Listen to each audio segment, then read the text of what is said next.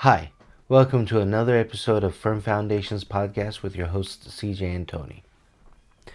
Last week we finished chapter 33 in Genesis, where Jacob and Esau finally made peace, and Jacob comes and moves back to Canaan. He finally finds himself back in the promised land, in his inheritance, his place in God's will. Arguably, we could have said that he was in God's will the whole time. After all, he was following his father's and mother's exhortation to go and find a bride for himself and learn a few lessons on becoming street smart, not just book smart. But he's coming back to the main mission of his life. And the first obstacle to that was making peace with his brother. Now, he's going to have to deal with his family, his own offspring, and the neighbors around him. His daughter is going to go through an experience, and his sons are going to take matters into their own hands. And we'll get to it when we get to it, but there was a lively debate in one of the comment sections of one of our short videos where we talked about circumcision being how people joined God's covenant, how they entered that covenantal relationship through circumcision per God's command.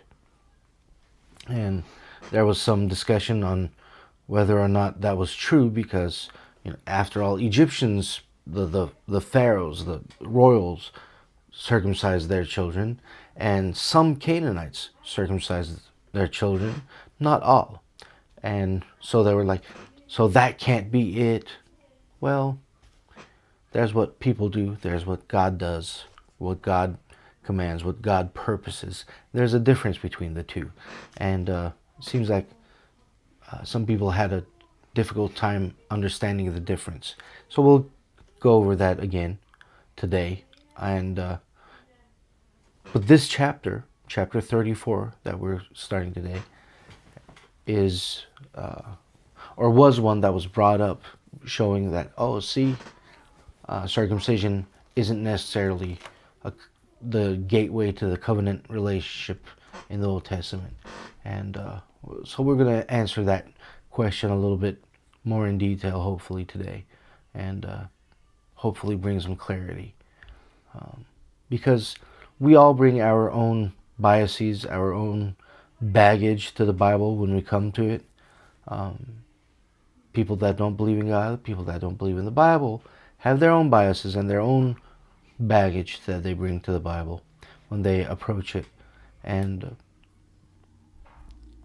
this is why we should strive to exercise patience, love, kindness, and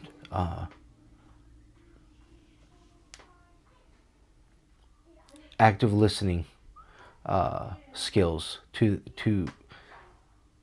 this endeavor. And we'll approach it with grace, hopefully. And after all, the Bible says how good it is that brethren live together in unity. So that's the goal. Yes, it is. This is a... I kind of like this chapter. It's in a warped way, kind of humorous. I guess you could say that. And I guess one of my downfalls of being a Christian is I do like vengeance sometimes. And especially, when my daughter was alive, it's like, you don't mess with my daughter. I'm sorry, my Christianity might take a back seat if something happened like that with her. Yeah. Because, I mean, even when she was, uh, in her teens, which probably Dinah was, I told both my boys. She had an older brother and a younger brother. I said, nobody touches her. I said, I don't care if you get suspended from school for fighting. I said, I will not, be angry. I said, but I'll be angry if you don't protect her. Yeah. Yeah. So, I mean, I guess that's, just difference in how people, Yeah. are protective of their children or their family. There is a protection that you will, Yeah. take. You won't tolerate certain things, and this is, Yeah. one of those things that come out. I don't even think that's a downfall or a shortcoming. That's part of being a father or a mother. It's part of being. It used to be part of being a member of society. Mm-hmm. People have gotten awful comfortable with doing wrong things and tolerating wrong things because we have become complacent and we've become too soft, and we forgot all about street justice. We forgot all about throwing hands and you know we're too comfortable taking people to court over the silliest things. Mm-hmm. But we're so lax when it comes to defending the most precious things we have in our lives. And it's just, I'm right there That's with right. you is what I'm saying. Like, I'm sorry, but All right. Let's get started with this chapter 34. Now Dinah, the daughter of Leah, whom she had borne to Jacob, went out to see daughters of the land. And when Shechem, the son of Hamor, the Hivite, prince of the country, saw her, he took her and lay with her and violated her. His soul was strongly attracted to Dinah, the daughter of Jacob, and he loved the young woman and spoke kindly to the young woman. So Shechem spoke to his father Hamor, saying, "Get me this young woman as a wife." And Jacob heard that he had defiled Dinah, his daughter. Now his sons were with his livestock in the field, so Jacob held his peace until they came. Then Hamor, the father of Shechem, went out to Jacob to speak with him. And the sons of Jacob came in from the field when they heard it. And the men were grieved and very angry, because he had done a disgraceful thing in Israel by lying with Jacob's daughter, a thing which ought not to be done.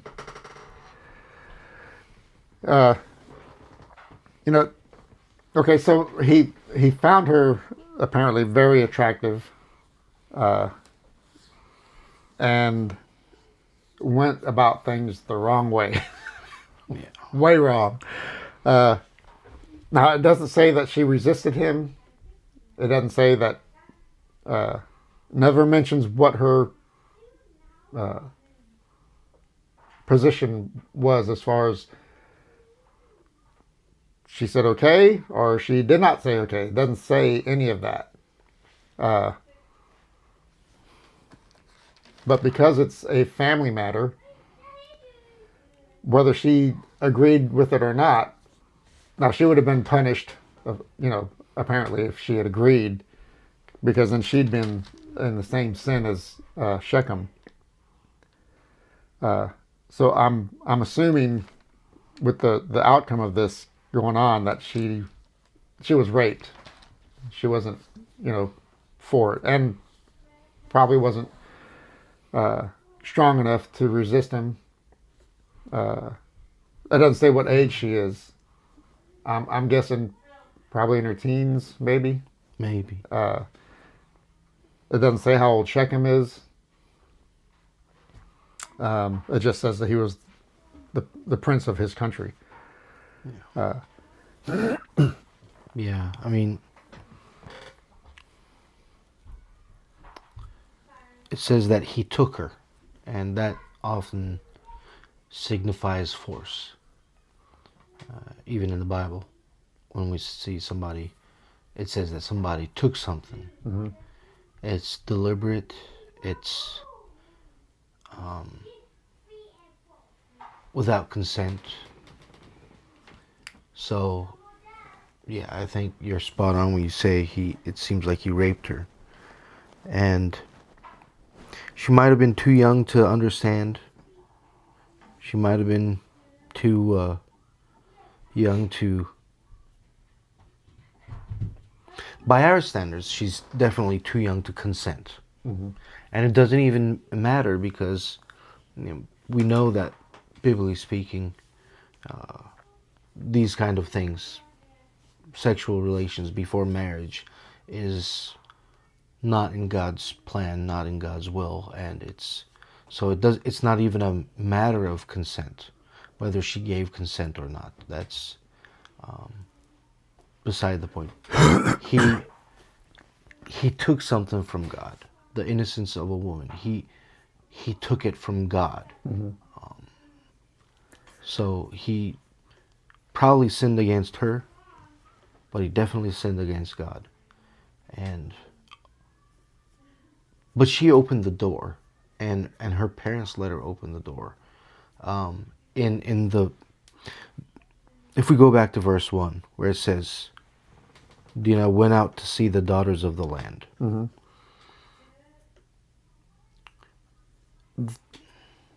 The people were sinful. I mean, for generations, they don't even allow their sons to marry the daughters of the land because of their ways. But they allowed their own daughter to go and learn their ways by hanging out with them.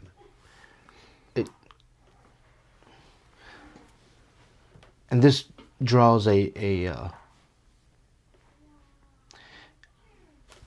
kind of associated tangentially to the temple's service, in that when we study the laws of purity, the laws of holiness, etc., we see that when something clean comes in contact with what is unclean, it becomes unclean. Mm-hmm.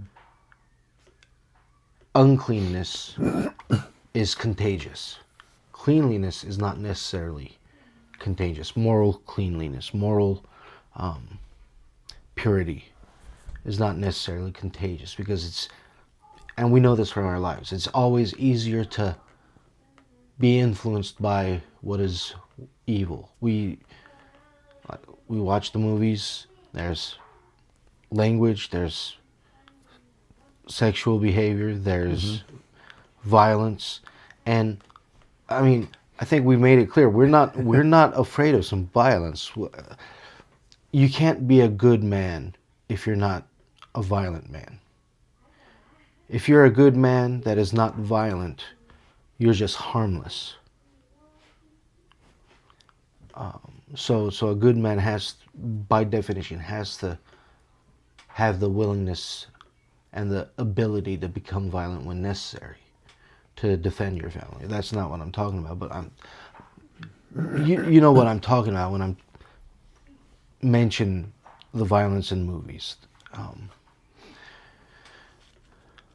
I mean, one of the most popular movies was The Suicide Squad, and I've never seen that Harley one. Quinn and all them, and insanity and violence born out of insanity. Person of Interest, The Godfather,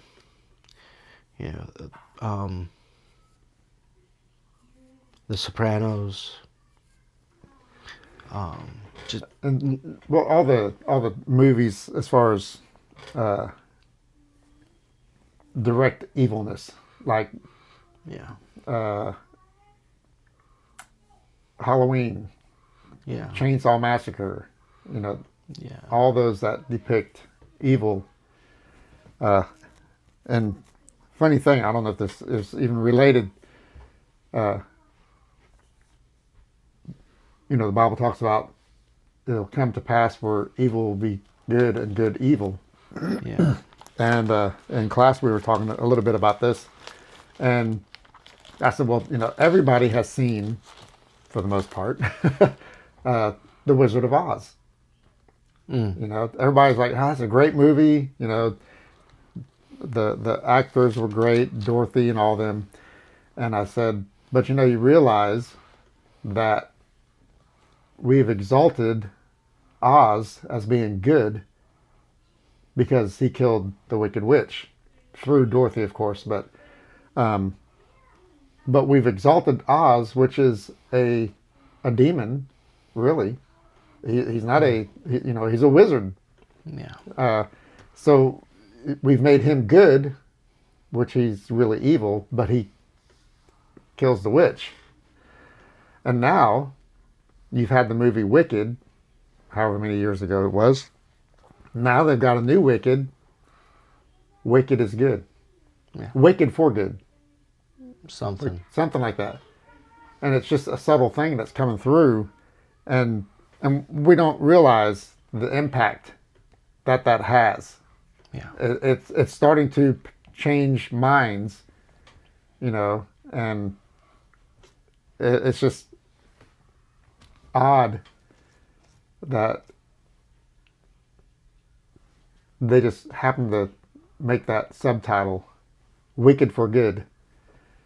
It's a subtle thing that Satan doesn't conquer by doing something immediately. He is very sneaky and subtle with bringing in his evil, and it's as the Bible said, we're starting to call evil good. Yeah. And and I know it's probably way off topic what we were talking about, but I mean, in a way it kind of relates. It's related. It's the reason why verse 1 is there. Mm-hmm. And to that point, I would just like to remind viewers of Proverbs 4, verses 20 through 23. My son, give attention to my words. Incline your ear to my sayings. Do not let them depart from your eyes. Keep them in the midst of your heart. For they are life to those who find them, and health to all their flesh. Keep your heart with all diligence, for out of it springs the issues of life. How does this relate to that? Well, he says, listen to my words. Mm-hmm. Don't let them depart from your eyes, and protect your heart, because the issues of life flow from it. Dinah's life, because she did not listen to necessarily her father or mother's teachings, because they themselves didn't take a cue from their parents, not allowing Isaac and Jacob later on to marry into the local population because of their wickedness. They didn't keep their words in their ears. They didn't keep their wisdom in their eyes. And thus allowed this to happen.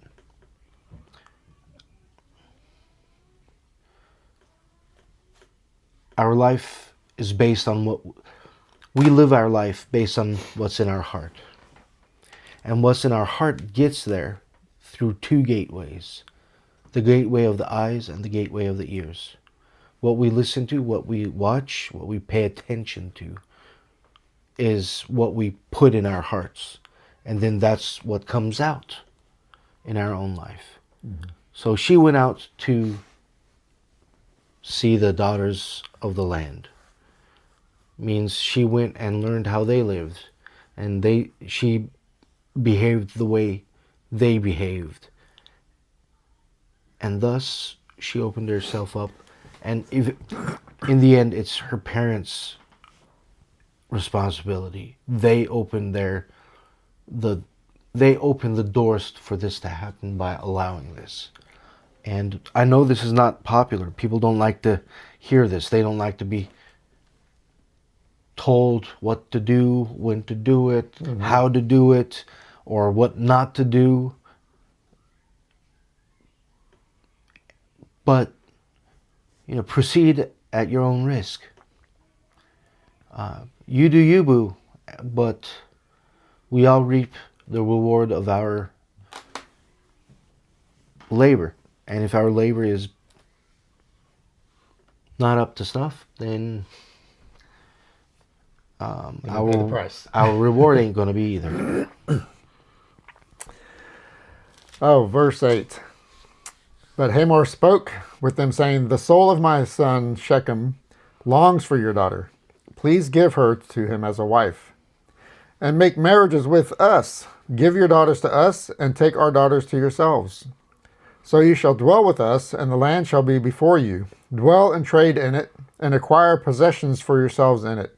Then Shechem said to her father and her brothers, this is what really gets me, is he's there. He dares to be there. Then Shechem said to her father and her brothers, let me find favor in your eyes, and whatever you say to me, I will give.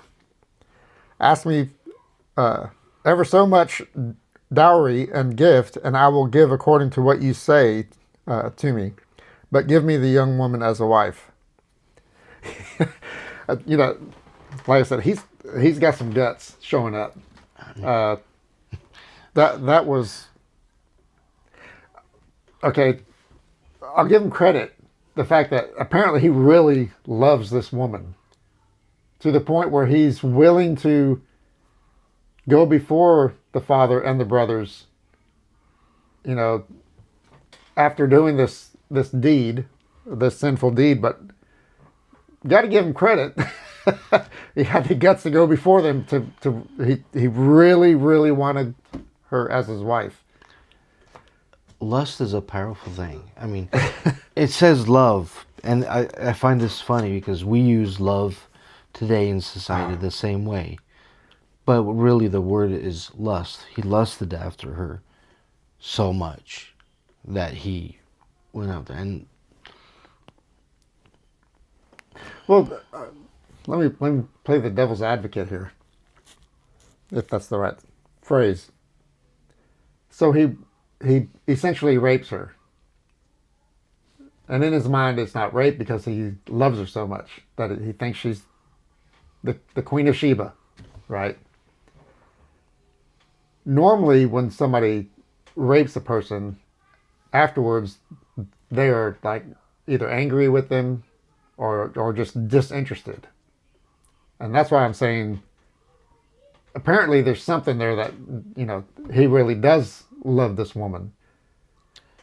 Unless he's doing it out of the fact that he's afraid that if he doesn't offer to marry her, they're going to kill him because of what he did in the first place. Well, I don't think the latter is his position, because apparently that's how it is in the culture around him. People just did whatever. It's the reason why, one of the reasons why behind the scenes that gets hidden in our English translations that Sodom and Gomorrah was destroyed. It's one of the reasons why Egypt was so evil, and one of the reasons why the Canaanites, the Hivites, the Hittites, the Amorites, the Jebusites, all the ites are going to be kicked out of the land. They are going to be dispossessed of the land, and Israel is going to inherit it. So I don't think he's acting out of fear. And I don't think he's actually stupid, because let me tell you, if this happened to my daughter, if I had a daughter, and you came to me like that, you would not be walking out of the door. Look, I agree with that. I mean, this is evidence. Right now, this is submitted into evidence that if that ever happens to me, the parents can, or prosecution can go and find this video and say it's premeditated. Yes, it is. But he didn't have that fear. He didn't have that cognizance. He didn't think anything of it. And that's what's so disgusting about it. Like,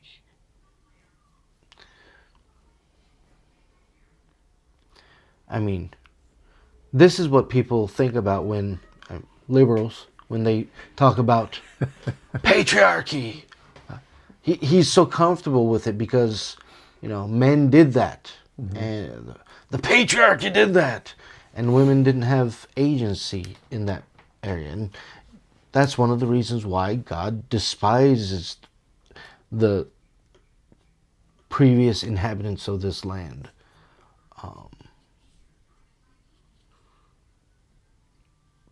But God,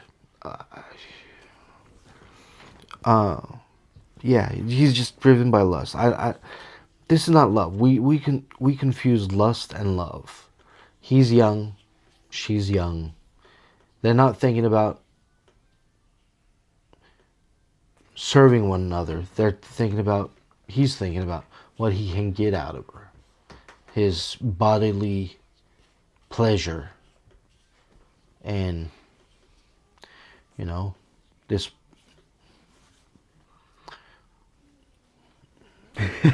I got them all riled up here. I'm trying to be a good little believer and not use certain words. It's hard. But this is an argument. We don't really know.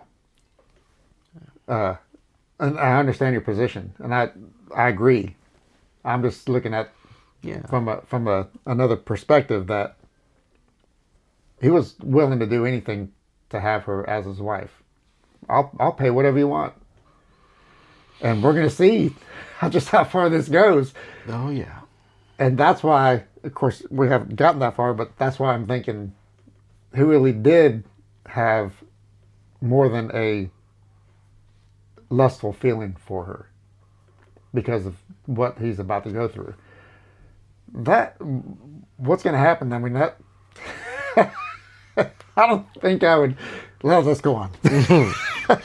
But what's going to happen is going to, and this is what we're not privy to yet in these first few verses. But by the time we get to 21, right?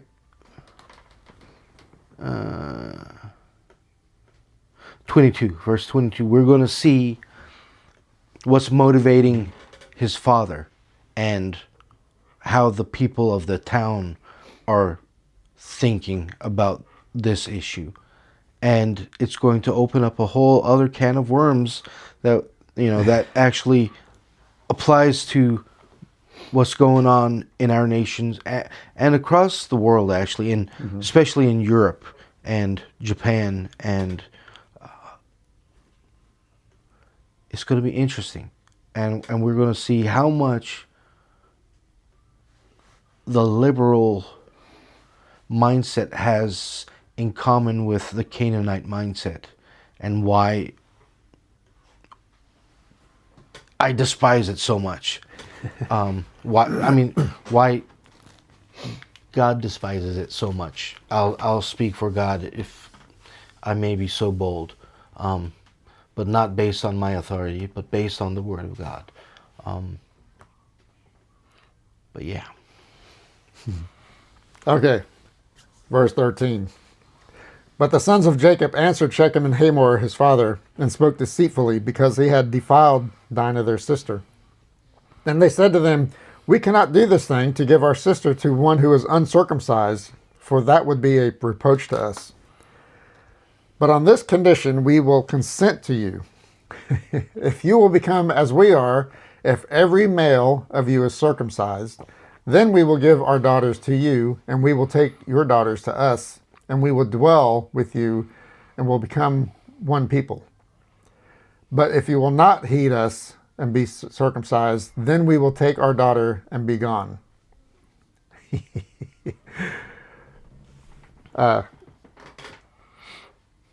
Circumcision.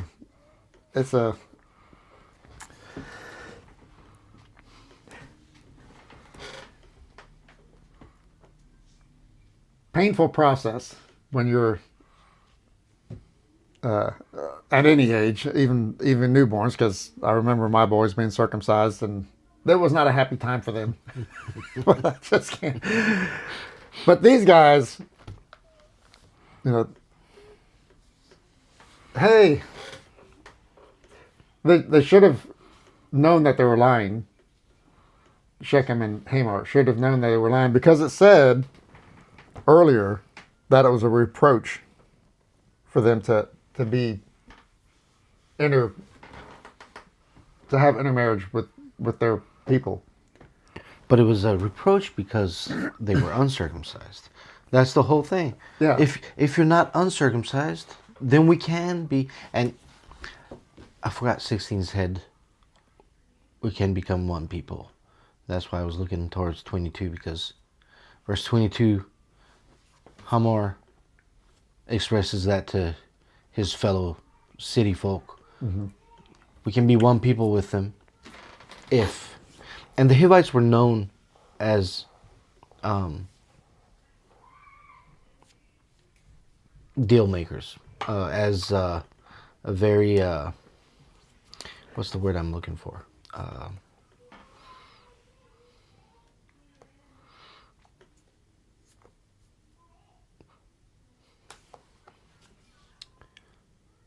I guess that's, I mean, the only word that comes to my mind right now is they made deals. They had,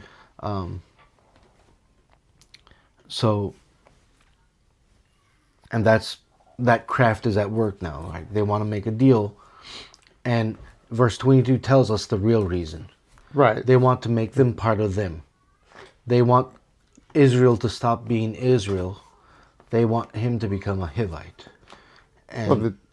And they pick it up.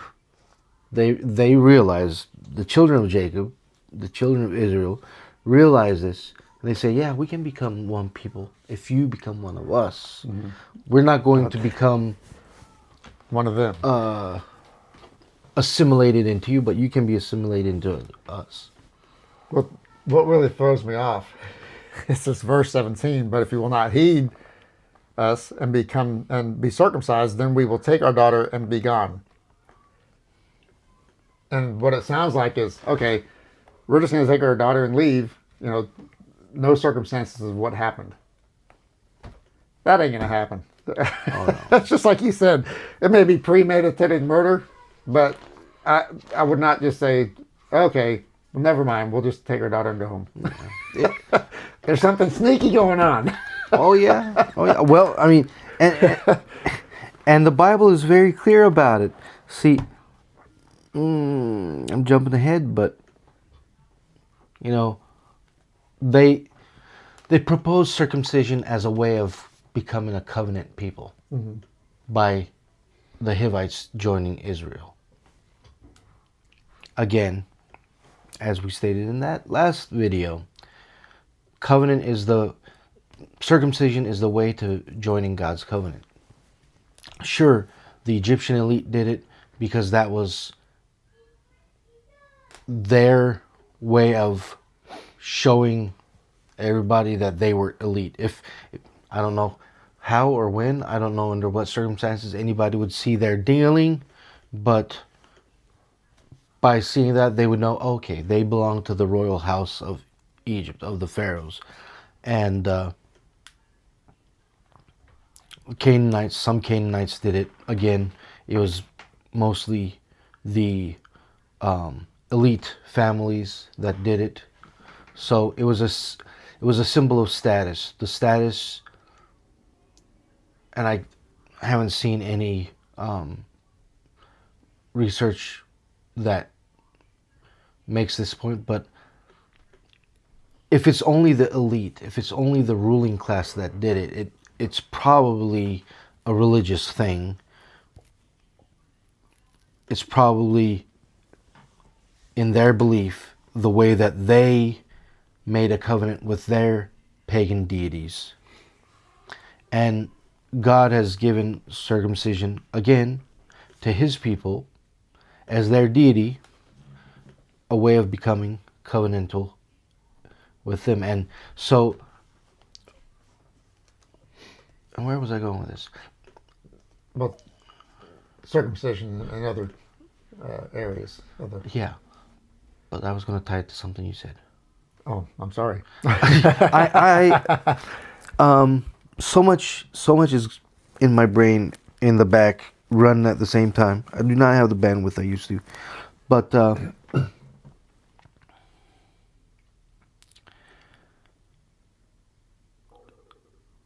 so it would have seemed like to the Hivites as a really good deal because they were going to join an elite house.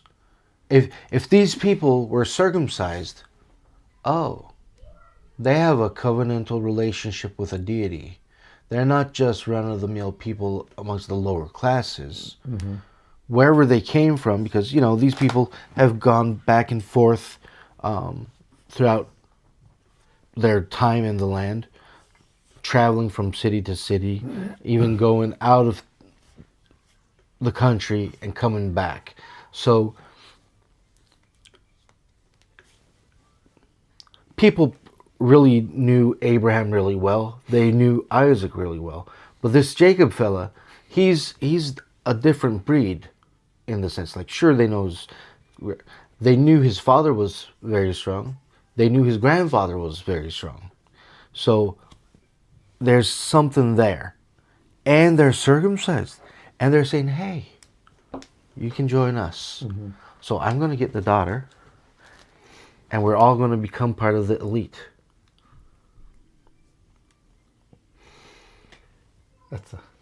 If a deal is too good to be true, I guess that's, you said something fishy was going on. Uh-huh. But the Bible even says that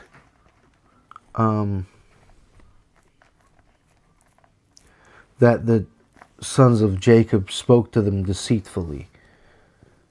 So even the Bible agrees that there's deception going on. Exactly. Of course, we have the privilege of looking back and having 2020 on what's going on, what's really going on. Yeah. And I'm sure that these guys didn't realize they were being deceived at the time, because their main focus was him getting the girl. Yeah. And them becoming part of the elite. Yeah. So, verse 18, and their words pleased Hamor and Shechem, Hamor's son.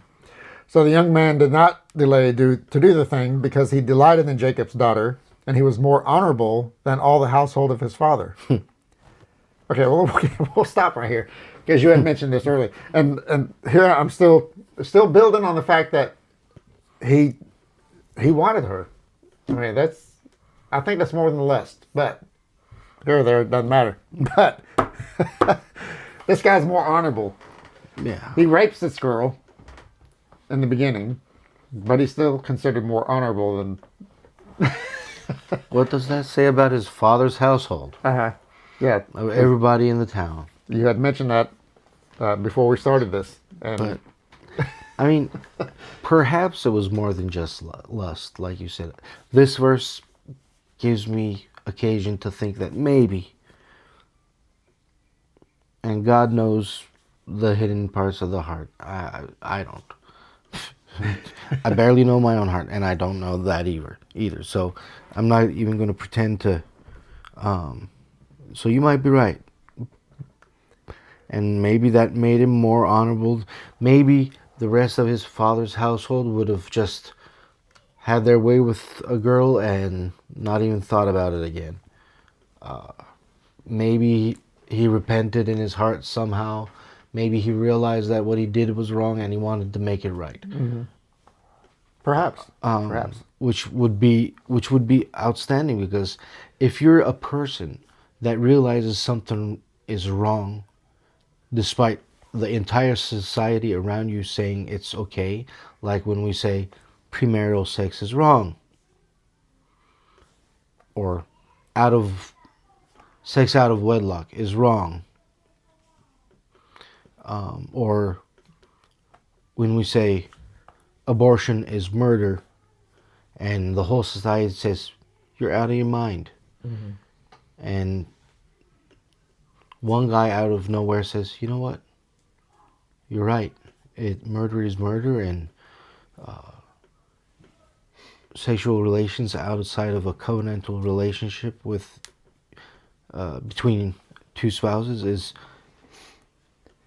anything other than that is wrong. Then that makes you more righteous than everybody around you. Sure. Sure. And I'm still looking at the fact that he's still willing to do this cringing deed to receive her as another. But Yeah. let us. Yeah. Verse 20, and Hamor and Shechem, his son, came to the gate of the city and spoke with the men of their city, saying, these men are at peace with us. Therefore, let them dwell in the land and trade in it. For indeed the land is large enough for them. Let us take their daughters as to us as wives, and let us give them our daughters. Only on this condition will the men consent to dwell with us, to be one people, if every male among us is circumcised as they are circumcised. Will not their livestock, their property, and every animal of theirs be ours? Mm-hmm. Only let us consent to them, and they will dwell with us. And all who went out of the gate of his city heeded Hamor and Shechem his son. Every male was circumcised, all who went out of the gate of his city. How these guys manipulated all the men of the city for this one girl. Of course, I know they made it sound like, really great. Hey, we're going to have their livestock and everything else, their women, blah, blah, blah. I think I'd have rather gone to war than to get circumcised. And every male. They must have been extremely loyal to Shechem being the prince and his father apparently being the king. That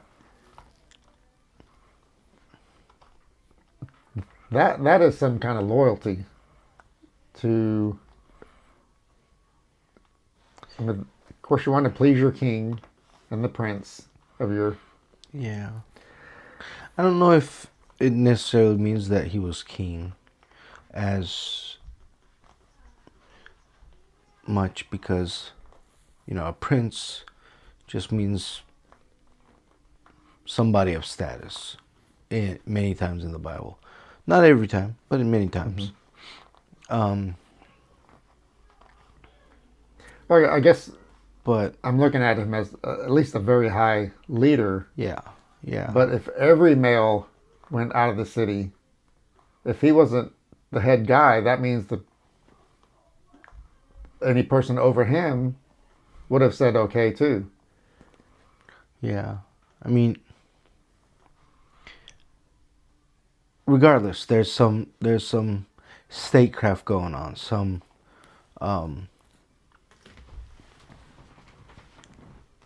convincing of the people, obviously.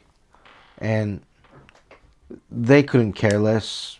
Like, if I live in a city and they say, well, so-and-so's son wants to marry this girl, so we gotta do this deed. lob off part of our dingling. I don't know that I would go along with that. But because the act of circumcision actually has a certain meaning, but even then, they have their own deities. Why do they care?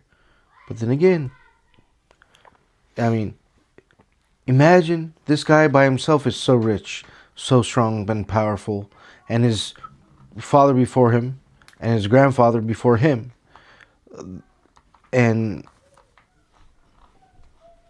so they would have known about Lot. They would have known about him being rich and powerful at one time before the destruction. So they're thinking that the gain is greater than the loss. so to speak. Yeah, I mean, why risk your life when you can just shave off some turtleneck? But again, why? Why? It doesn't make sense to our modern minds. Well, let me read on here. Yeah. Verse 25. Now it came to pass on the third day, when they were in pain, that two of the sons of Jacob, Simeon and Levi, Dinah's brothers, each took a sword and came boldly upon the city and killed all the males. And they killed Hamor and Shechem with his son with the edge of the sword, and took Dinah from Shechem's house and went out. Then the sons of Jacob came upon the slain and plundered the city, because their sister had been defiled. They took their sheep, their oxen, their donkeys, what was in the city and what was in the field, and all their wealth. All their little ones and their wives they took captive, and they plundered even all that was in the houses.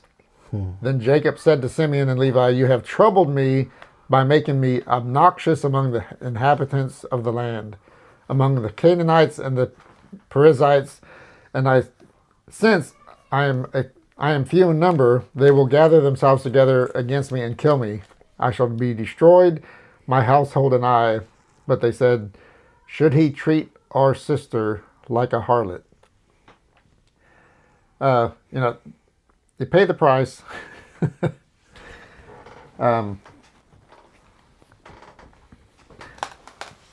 This had to be premeditated murder, because they waited, and because they know how long this pain lasts, and probably were the point of the most pain, the healing of it, the scabbing over, and I'm sure that they didn't have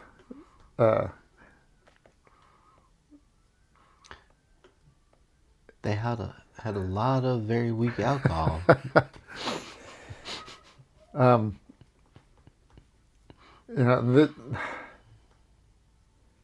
lot of pain, because not to be able to defend yourself in this. I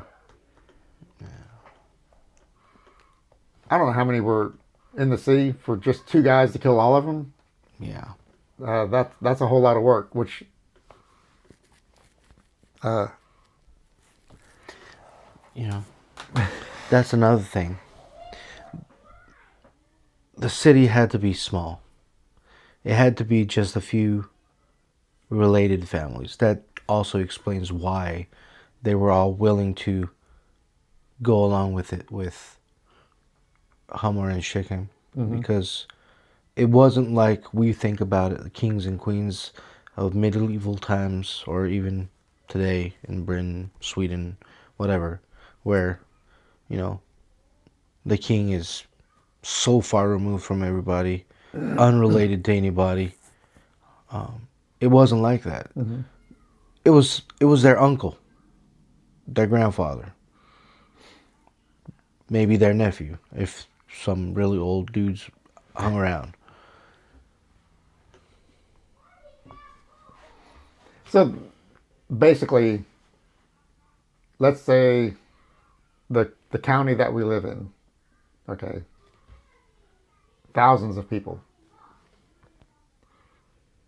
but a little town of Baileyton that has only several hundred. They have a mayor, and maybe Hamor was the mayor of his little town, and it didn't have to go out further than that. But they were wanting their relationship to be built up with Jacob's house. That makes sense. Yeah. Because you're not going to have two people go around killing 1,000 or so men, in one night. Ouchie or not, it's not happening. So I can see them being able to kill 100 men or less in one setting.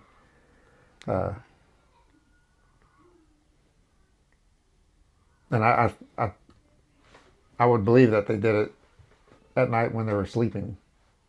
Probably, yeah. You know, to Or when they were trying to sleep. trying to sleep. So the price that they paid was double.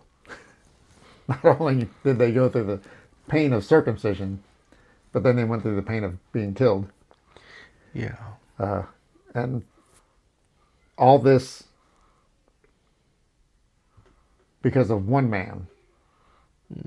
The selfishness Yeah. of his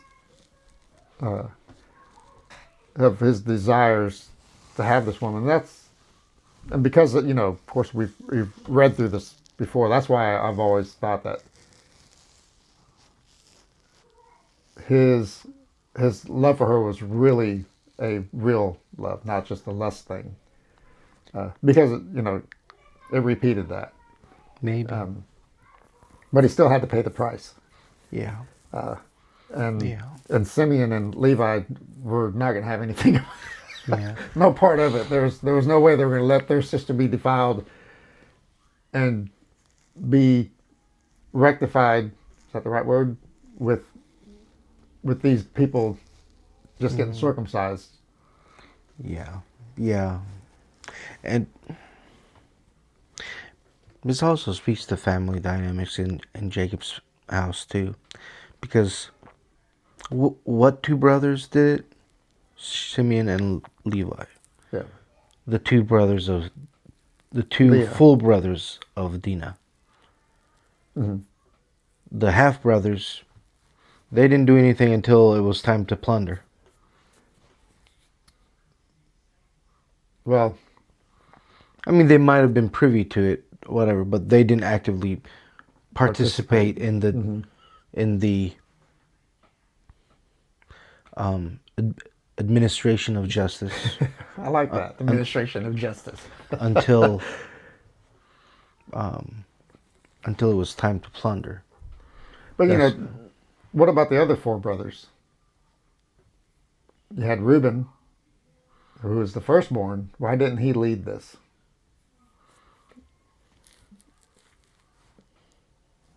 Kind of We shall see. odd, Yeah. And then the other three brothers that were born after Simeon and Levi Yeah. from Leah, of course. Yeah. Because they were all full brothers of Dinah. I guess they were less hot-headed, less impulsive, more obedient to their father, allegedly. So I wonder if Reuben, being the oldest, had the same mindset as Jacob, that if you do this thing, people are going to come against us. And I wonder if he explained that to them, and they were like, either I don't care, or I highly doubt it, or who cares? Yeah. What's going to happen? We're going to protect our daughter's dignity and name. And then the other three, when you start getting further down the line with children, and I can say this because I was the fourth out of four, we're more laid back. We're not as aggressive. We're just, hey, such is life. Maybe. And that could have been their attitude, because we don't know how many years between the brothers are. Yeah. So if it had been 10 years difference, from their age groups, that would take a factor. Yeah. I remember my dad was the ninth out of 9 children. And when he talked to his oldest brother, the firstborn, I think it was the firstborn, their conversation was like, well, I remember when my father as if it was two different dads. Yeah. But because of the distance between them, their relationship was so different that, well, my dad was like this, but my dad was like this, Yeah. Yeah. So, Yeah. there may have been that distance between the second and third brother and the rest of the younger ones that I say, whatever. Yeah. How to, so, Yeah. It's funny how those things, how those dynamics change over time, and each iteration, each child being a different iteration of, reacts differently. But because there's probably at least 15 years difference between my dad and his oldest brother. wow. But yeah, so going back to the argument in the comments section about circumcision and what it means. There again, there is a difference between God's intention and man's actions. And the Bible makes this clear. The Bible itself says that they were speaking and acting deceitfully. And it wasn't God's desire. God never said, go, do this, speak to them such and such, and act such a way. God told Abraham that this is the sign of the covenant. And they used that sign of the covenant, a sign that was understood as a covenant by everyone around them, to manipulate. And they did it in search for justice. It doesn't mean that it was right. It doesn't mean that ends don't justify the means.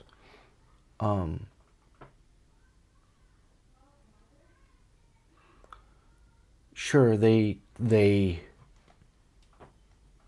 brought justice for their sister, but they did it in a deceitful manner. I guess you got to do what you got to do, but just because you got to do it doesn't mean it's necessarily what God had in mind. God's plan would have been for Dinah to stay at home with her kin and not learn the ways of the girls around her and act in such a way that would open the door for clear and present danger to materialize. And if that hadn't happened, none of this would have happened. So I stand by what we said in the previous episode, whichever one it was, that people watched the short clip from and reacted to.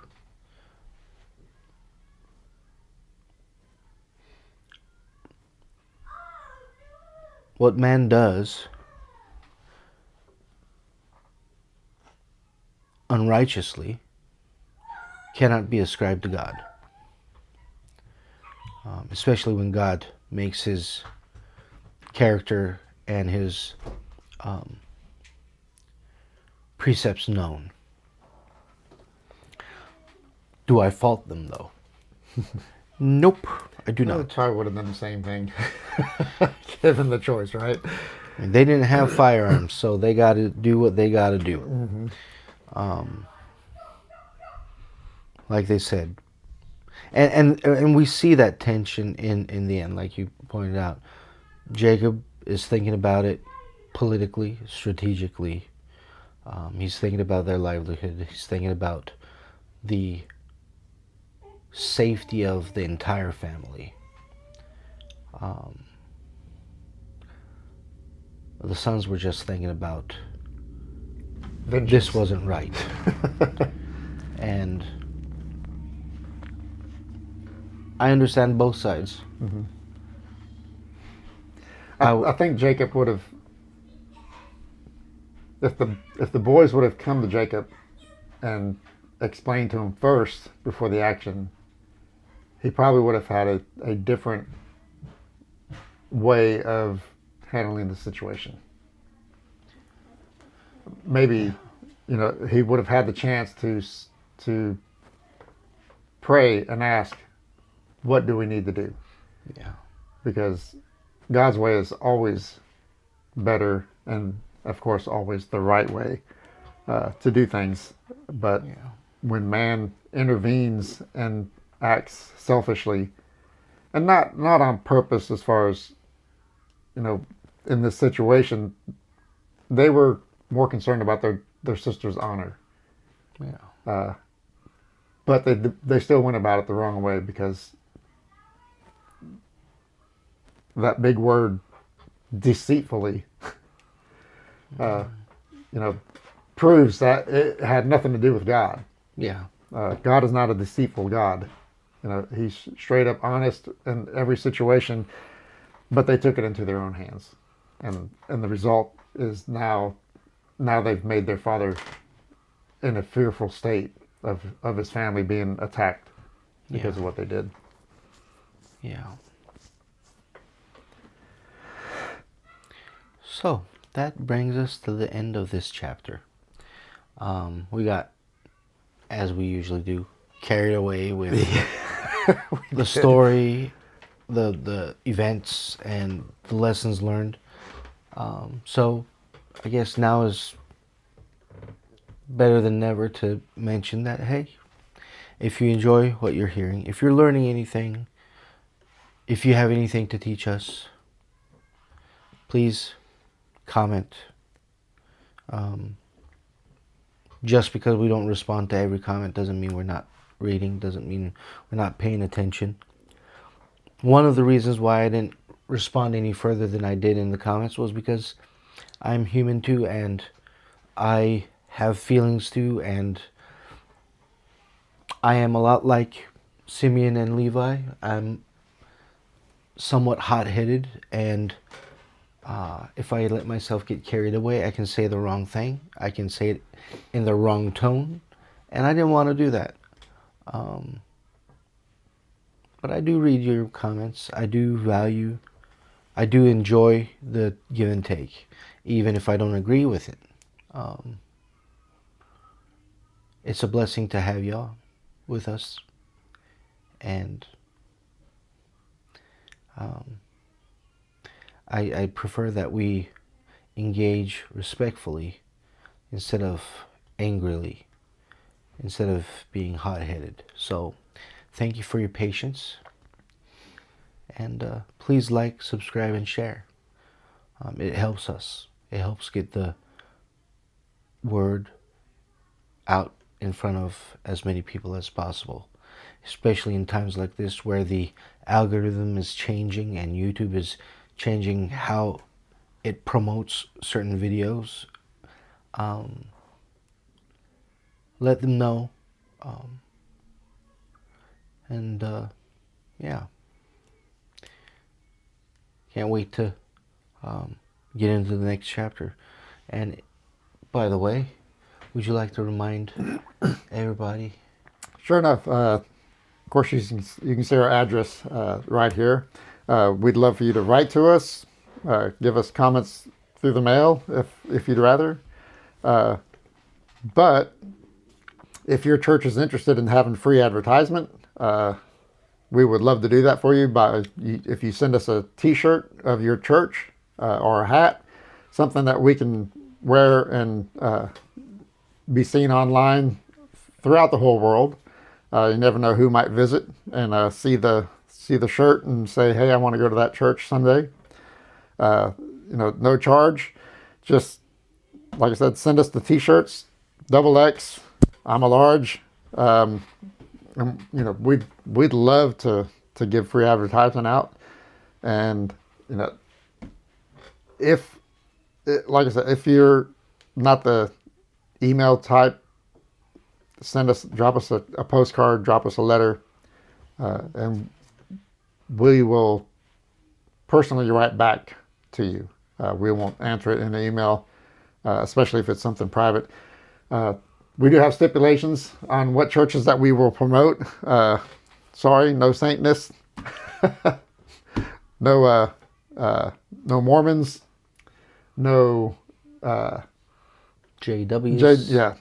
no Jehovah's Witness. We are talking about churches that believe in the Holy Word from front to back cover, and everything in between. So yes, please do let us know what your thoughts on our teachings, your comments on what we think, what's happening throughout the Word, because if we don't interact, we don't learn, and we're not always right. We know that. We just don't see it because, we're human. This is not an AI production, as you can probably tell, because there's a lot of mistakes in it. But that's okay. We are blessed to be able to do this. God has given us the ability to produce this, and this man is the head honcho. I'm computer illiterate. I'm not ashamed to say that. He is getting this out to everybody around the world. I think it's phenomenal. But let us know what you think, and we will be blessed, and we hope that we are blessing you. Yeah. So God bless you, and see you next time.